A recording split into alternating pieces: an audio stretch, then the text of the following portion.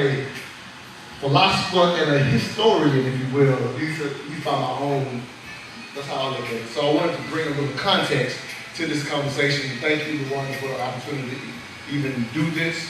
Again, as she always told me, being an honor at your event, the Black Devil is kind of sparked tonight from what I understand.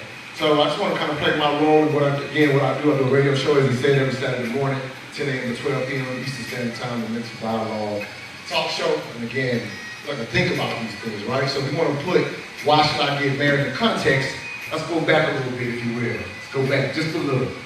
So, 2350 BC, 4,000 years ago, the first recorded marriage. Now, they understand that marriage existed well before it was recorded within societies, if you will. 4,000 years ago was the first recorded marriage. Now, I want each of you to understand how you got here. I want to put it in perspective, especially for us as African Americans who have been, in a sense, brought to this country, if you will. More than likely, if you check your lineage, majority of us are probably from Western Africa. Again, people have different arguments about it, but again, let's get into the context of this thing, right? So each of you are here, more than likely, to put this in perspective. You had 2 parents, you had 4 grandparents, you had 8 grandparents, 16 second grade parents, 32 third grandparents, 64 fourth grandparents, 128 fifth grandparents. I won't keep it going. But 400 years ago, it was 1619 is the date that they consider saying the first. Right? Well, 400 years ago, generations. So you ended because of 4,094 ancestors from 400 years ago. 4,094 ancestors is why you exist on this soil today. Now, if you take this into context again, going historical, and looking at around the world, so African Americans have a unique experience compared to every other culture in the world. We have a very unique experience because here's the difference. If everybody else go back 12 generations and count their 4,094 ancestors that got to here, generally speaking, the majority of other cultures, it was through marriage. That's probably not the history of our ancestors being brought on this soil and why your lineage got started. Unfortunately, when you go as deep as even breeding forums, they don't want to talk about their history, right? But either way, in this specifically in the United States, they decided it was cheaper to breed than to keep bringing them over. Southern America, there was more ancestors taken there because sugar plantations were much harsher, people didn't live longer. So they started breeding, stopped breeding, and because they bred us, that's why a lot of us are here. I'm just keeping it real. But again, for other cultures, it was through marriage. And eventually, as these 400s passed, our ancestors, up until about the 70s, they got married more than any other culture in this country. When they finally got the opportunity to do it besides jumping in the broom and keeping it a secret. It was keeping it a secret. So as soon as they could legalize, they would take those broom marriages, walk down to the courtroom and say, hey, we married. And for the most part, believe it or not, the way we look at it now, the way we see things now, 29% of our community is currently married. That's it. Every other race and demographic in this country is sitting at about 50%. And you hear all the things about marriage and the divorce rate going down. And we currently have the lowest marriage rate we've had in the country. So in a sense, it ain't just us, but 29%, we hurt. But just as up into the 60s and 70s, we were getting married more than other cultures, believe it or not.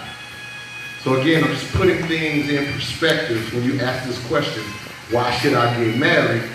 Well, let's put something else in context. 4,000 years to first recorded marriage.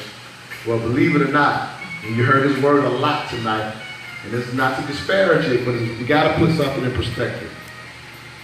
The concept of love being as important as it is, and it is an important thing, but marriages typically only in the last 250 years was love such an important factor in marriage. I'm going to read this quote from this book from Stephanie Kuntz, the author of Marriage and History, How Love Conquered Marriage. She said, parents historically control access to inheritance of agricultural land, but with the spread of market economy, it's less important for people to have permission of their parents to wait to give them an inheritance or to work on their parents' land. So it's more possible for young people to say, hey, I'm getting married to who I want. And what you hear in that is the economics of it, the legacy of it, and the word inheritance. They have to wait for an inheritance. So when you look through all different cultures, regardless of religion and whatever their backgrounds are, the marriage contract, a lot of times you'll hear people say, it's just a contract, it's just a piece of paper. But I can get in contract though, anything I want with you, the marriage is treated a little different. That contract is treated different than all other contracts that you may enter in society, in any society, whatever their legalities are within their society. Every culture treats the marriage contract a little different. Why? The inheritance of what's going to those children. So most societies did not ever want it to be easy for you to split up in the event there are children in that situation. Because every other piece of business, we could just go to the judge and decide, okay, we fought over this, we fought over this, then we split and we keep it moving. Right? So I just want you to put that in perspective. The inheritance, the legacy. So the word in that, and I'll get off this thing. Another key word in that quote was market economy. So at the end of the day, we always talk about economics is so important. And it absolutely is. The economy changing is why marriage looks a lot different today. But without looking at any history, we lose context, and that's how you get to 29%. You get to 29% because the focus has shifted so much to love that you forgot. People getting married for 4,000 years with the foundation being what's going on for the next generation. So my mother is my world. She's absolutely my world, right? My mother loved me to death. But many of y'all were born just like I was born. Once I got here, she loved me to death. But in all reality, we should be figuring out, I'm just going to use this example because you're right here in front of me, sister.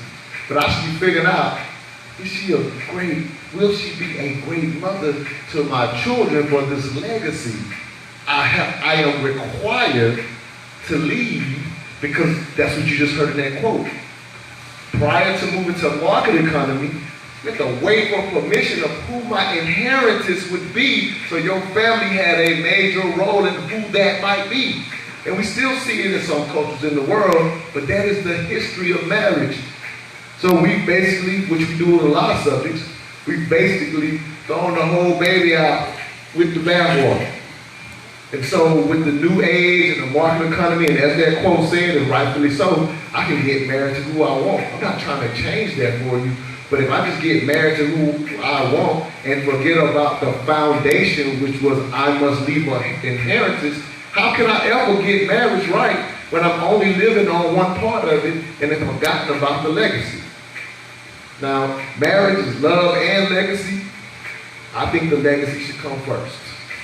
So, again, think about the history. And the last example to bring this all the way home. Think about LeBron James and Puffy Combs. Now, what's highlighted about, a lot of us know his history. He has that school. He stayed married his high school sweetheart. So we love that aspect, but the ultimate thing with him getting that circle of friends that we admire, how he's handling his business, he's relatively conscious as an athlete, right? His wife, though, in what he's doing, all the money that he's making, he has a legacy to directly pass it down to, and if they stay together, the LeBron James name, the James name will live longer, because all of us grew up in towns and cities, I know I did, where certain names just carried it, right? I'm talking about, you can look at it from the good and the bad. Some cats, you knew them for, oh, they can fight. Like, that's their whole culture. You have to live up to that. Other families, they were smart, or they was this. So LeBron James is leaving that type of legacy, right? We can admire Puffy. I've had a back and forth with a sister about, well, people that wealthy, they need to marry. And at one time I was like, girl, you know what she's saying makes sense. But I thought about it further. Puffy, again, I'm not Puffy, but I want to put the two in perspective. So Puffy, a lot of us remember how much he regretted the situation when they lost Karen Porter. He put it out publicly that maybe he should have handled that differently. He put that out publicly. And Puffy, when we saw him breathe publicly to a certain degree, right? And so Puffy got money. You seem to, his kids seem to have learned a lot of the business. They're doing well. But what if his sons follow his lead? What if they follow his lead? Puffy, we consider him rich. Maybe some of us consider him wealthy. But rich is gone in one generation. Wealthy lasts for several generations. But the reality is he has taught his kids, if they money will be gone in one generation too. LeBron, keeping that family together, hoping his children learn the same thing, now shows us the importance of what marriage really should be about. When you say, why should I get married? Please don't forget the legacy. The legacy is the foundation. The love don't go up and down from time to time. And even when it ain't the best, it's, I found somebody who I'm committed to these children for, that we're going to make sure they right. That's why I go and do what I'm supposed to do for her. I don't step out because I guarantee we agreed to this legacy, not this feeling that was so overwhelming alone that's only been around for 250 years. What I mean, I'm not saying they didn't have love prior to the 250 years. It just became to the forefront and we forgot about the foundation. Don't throw the baby out with the bathwater. Thank y'all.